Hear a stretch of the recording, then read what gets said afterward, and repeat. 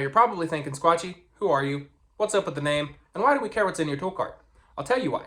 Sasquatch, or Squatchy for short, came from everybody calling me Sasquatch as a kid, adult, teenager, you name it. I'm hairy. I've always been hairy. Name just stuck. So now, on YouTube, I'm your neighborhood local friendly Sasquatch, aka the Squatchy. And why you should care what's in my tool cart is because I was a technician for 8 years. 5 of those were at a GM dealership locally here in town. I was ASE Master Certified. And after that, I since let my ASE certifications lapse, and I worked at an off-road shop for 3 years. I've done everything from rebuilt engines, transmissions, differentials, pretty much anything you could do on a GM vehicle, I did it. And then lift kits, bumpers, lights, winches, pretty much anything you could do to modify a vehicle aside from camshafts, tuning, turbos, etc., I did. I am no longer in the automotive industry. I am not at liberty to discuss my professional occupation. If I told you, I'd have to. 99.9% of all of the tools that I've ever used have come out of that tool cart. I used to have a big giant Craftsman box, sold it, got a big giant Matco box because that's what you do. And then I realized, why do I have this? I never use it, I never open it, I'm always moving around the shop. So I sold it, made a pretty good profit, and bought this cheap little Husky toolbox. Today we're not going into that, probably tomorrow. Today we're going into the Husky tool cart and the 99.9% of tools I've used all day, every day, and why you probably don't need much more than what's in there. Let's get into it. So here it is. We'll start at the top. We're not going to go super deep into everything, but I will tell you what it is, what brand it is, and pretty much if I like it or not. So we'll start at the back. This is the Pittsburgh Harbor Freight Special 1/2-inch drive deep impact sockets. Used them all day, every day for 8 years. This one being the most used, 22 for pulling off wheels. Never broken one, still looks good inside, not all beaten up or ugly or anything like that. Works great, highly recommend. We have the matching set of shallow sockets. Up here, we've got the Matco 3/8 drive pinless wobble sockets. I have both deep and shallow. I love those things. I use them a whole lot in the automotive dealership industry. I didn't use them a whole lot in the off-road shop. Same thing with these guys. See, there's the oil filter sockets, the oil filter canisters. Use those quite a bit in the GM world. I didn't touch it once I left the dealership. These are just useful to have. Sometimes you need to get in a little tight spot. GM 15 and 13 are the most common sizes, so that's why I've got those. And then you gotta have a little regular universal. You may be wondering why there's electrical tape on it. Because if you put electrical tape on it, it doesn't go all floppy, wonky, and piss you off. So if you wrap it up real good with electrical tape, you can see this has been on there for quite a while. But if you wrap it up and then you need to go put it in somewhere, it doesn't just fall. It'll actually hold its shape. You can put it to a certain position and it'll hold it there. We also have more of the Matco pinless sockets, but these are in 1/4-inch drive. I use these rarely, but when you needed them, there wasn't really a replacement for them. Next up, if I can get that back on there. Listen.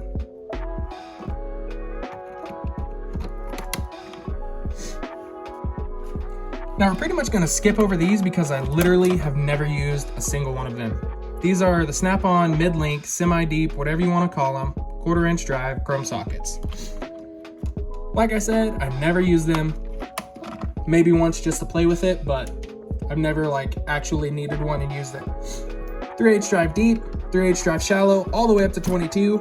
If you can get a set that goes up to 22, I highly recommend it. You're gonna need it. We have 1/4-inch drive, deep, shallow, and this is all metric, by the way. These are the only standard sockets I have in the top of this toolbox. 1/4-inch standard, deep, and shallow. Never really used them, but if I did need a standard socket, it was a little tiny one in 1/4-inch drive, so that's why these are up here. This guy, pretty handy when you need it, but you didn't really need it a whole lot. And it also kind of depends on your work style, your hand size, blah, blah, blah. I didn't use it a whole lot. I know a whole bunch of other techs who use it and use it literally every day.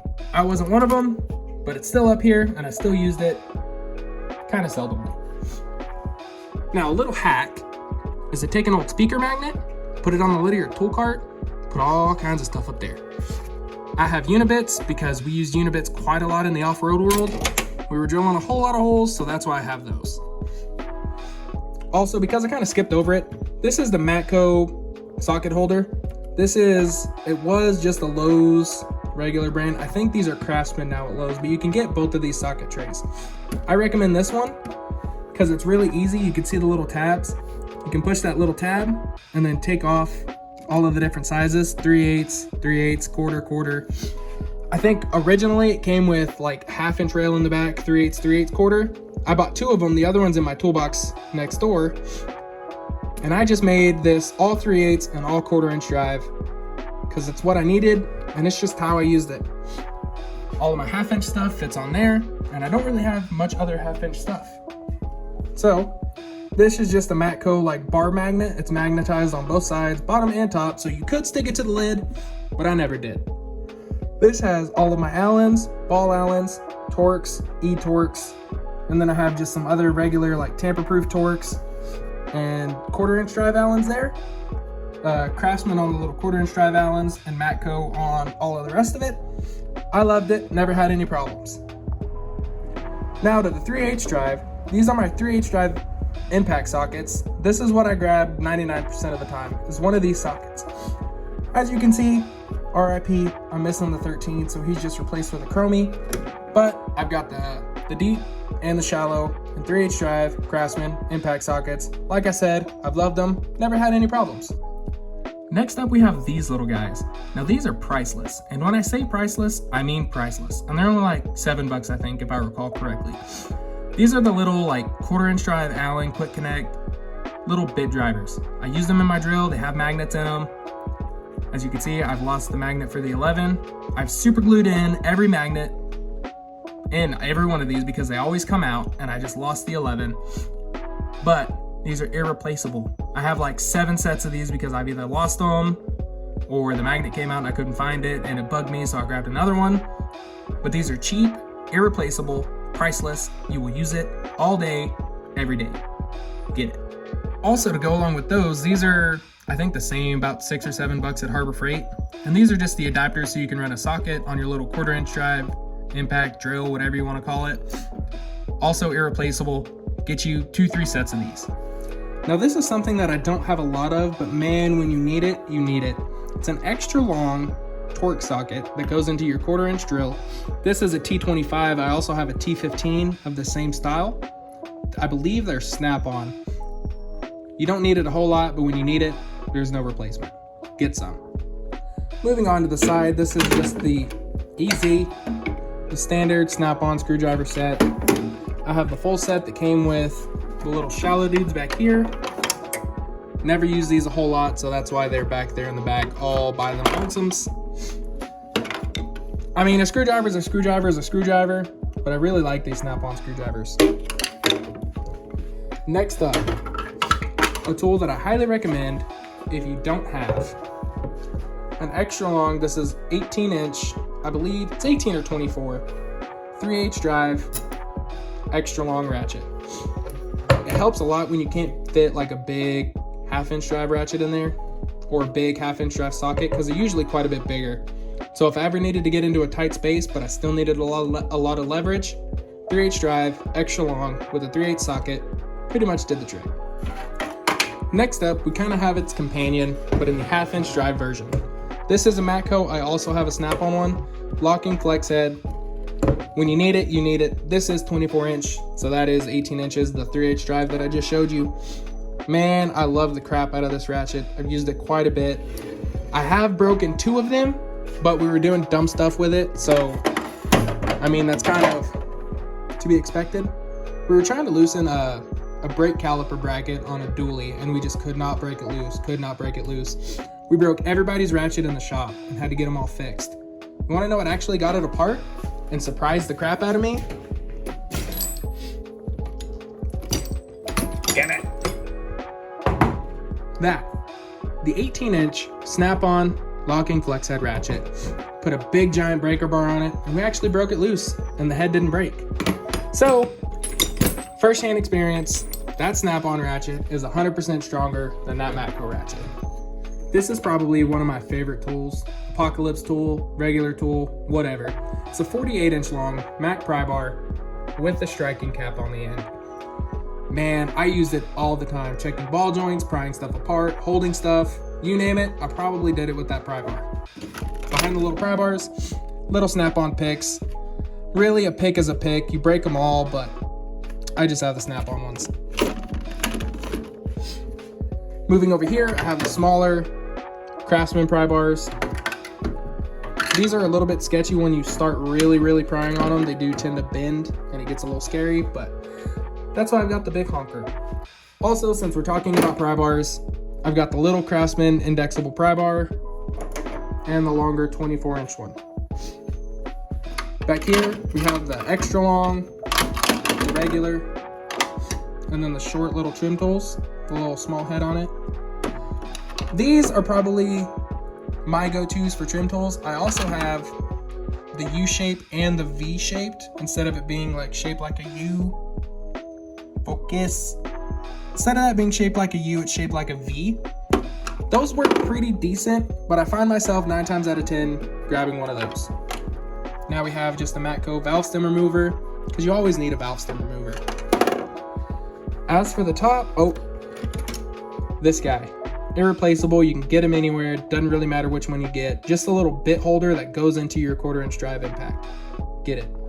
Well, I think that's pretty much all of the most important stuff for the top. I'll kind of just go over if you guys see anything that I didn't cover, that you guys have questions about. Let me know, but I'm pretty sure I covered everything. Like I said, if I didn't talk about it, just leave a comment, I'll get to you.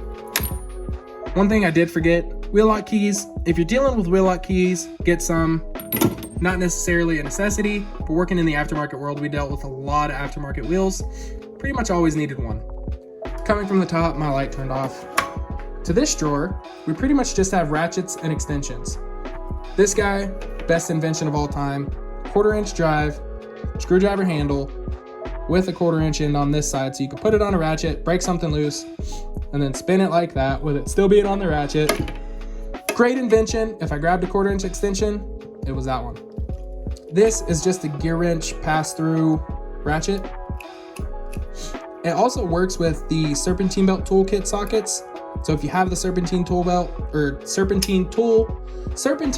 toolkit, all of those sockets will also work with this ratchet.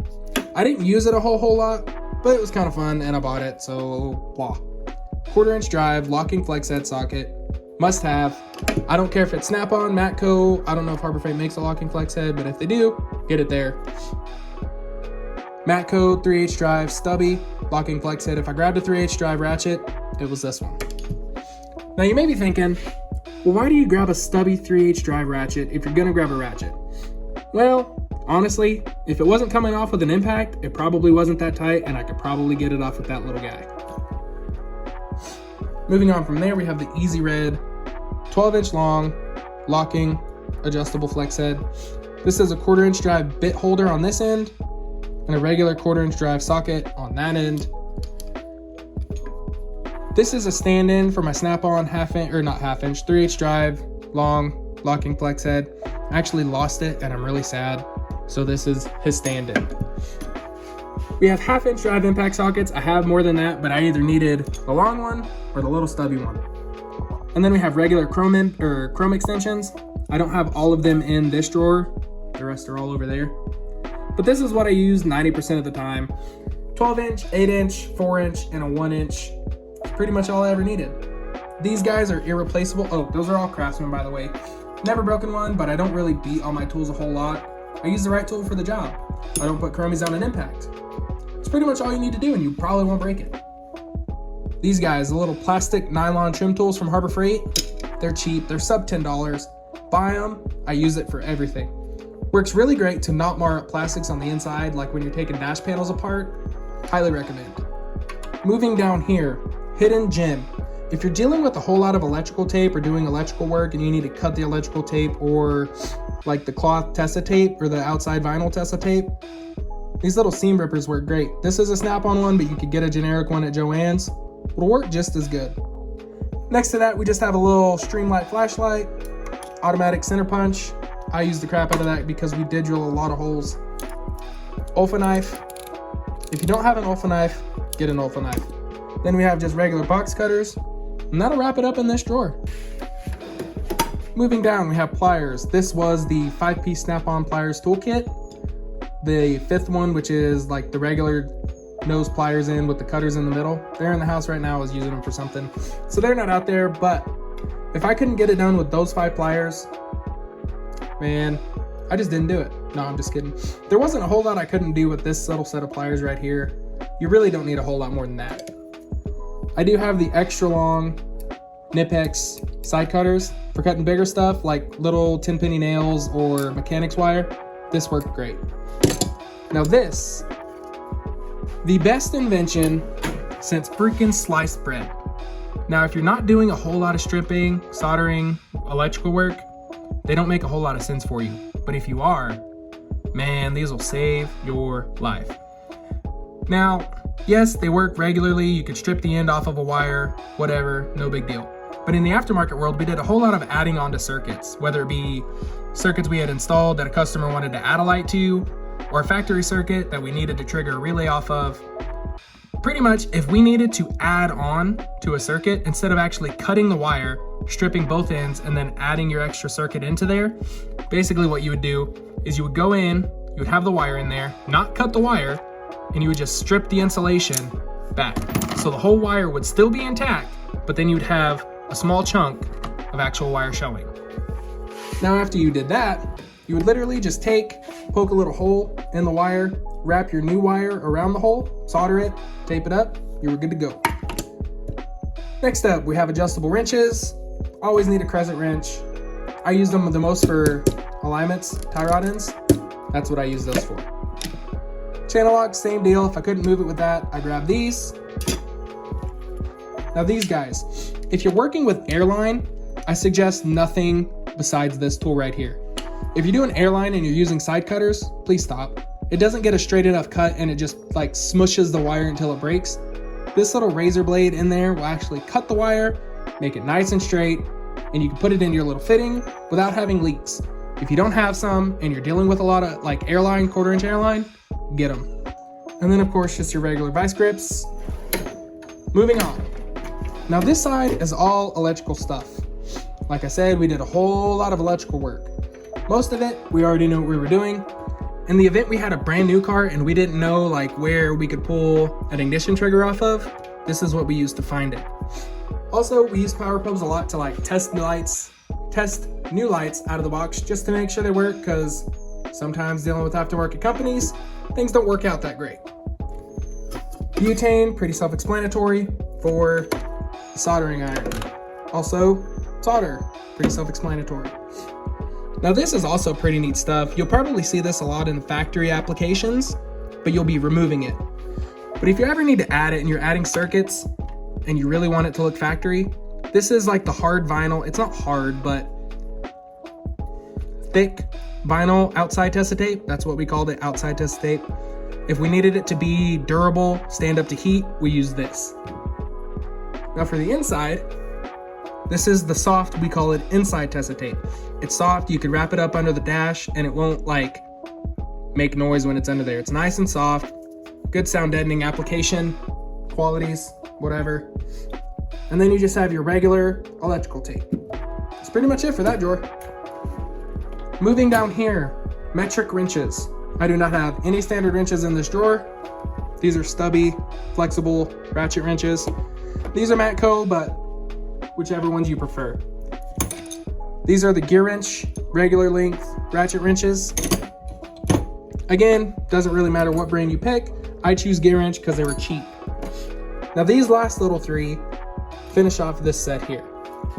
These are the Gearwrench non-ratcheting wrenches, and man, I'm telling you, those blow Craftsman out of the water. Hold on, let me get a Craftsman, I'll show you an example.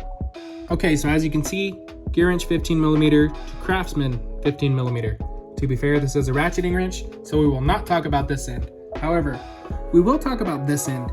Do you see how fat and lobster clawy this end is?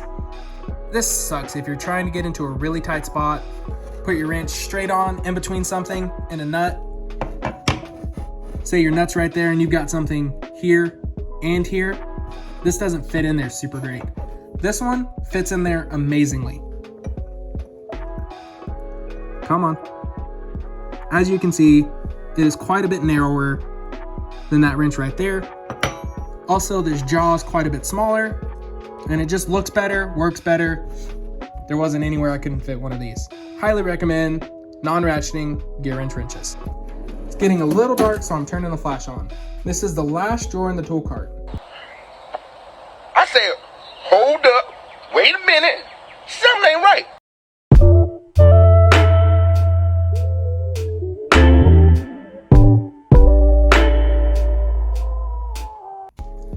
Over here, DeWalt, little 1/4" drive impact, Milwaukee M12 drill, Milwaukee M12 impact, Milwaukee M12 ratchet. Those tools right there, best tools ever.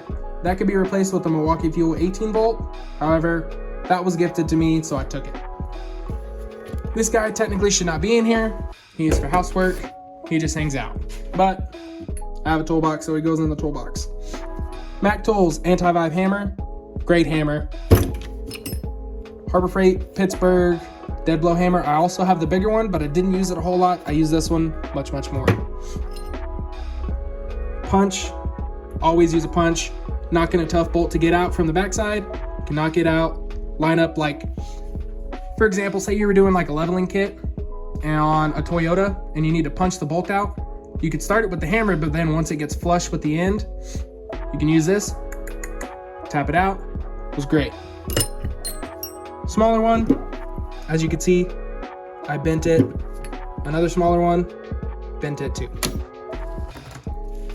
These are by far the best drill bits I have ever used. I'm pretty sure you can get them on Amazon. If you can get them on Amazon, I will link them down below, as well as some of the other things that I know you can get on Amazon. I will do my best to find the link to those, put them down below in the description. Check there. Pretty much last but not least, we have just a little spare drill bit. It was an extra one. I broke it, got it replaced, but I'd already bought a new one to fulfill the set. Air blower, cheapy, Harbor Freight air blower. Tire pressure gauge, another tire pressure gauge, air chuck. If I were you, I would replace this setup with an actual chuck inflator. So it's got the little dial on it and you can actually inflate and deflate the tires. Instead of putting this on, checking the pressure, putting that on, checking the pressure. It gets annoying. This is the Craftsman 1/2" click type torque wrench. They're pretty cheap. It worked great. All I did with it was torque wheels. I didn't use it to torque heads or anything like that. I borrowed a buddy's torque wrench for that when I worked at the dealership. This is just what I used to torque wheels, nothing else. Worked great for that. But I think that pretty much wraps it up, guys. If you guys have any questions whatsoever, don't hesitate to look down in the or leave a comment down below. Also, check out the description to see if any tools that I've linked down there. Thank you guys so much for watching. Y'all have a great day.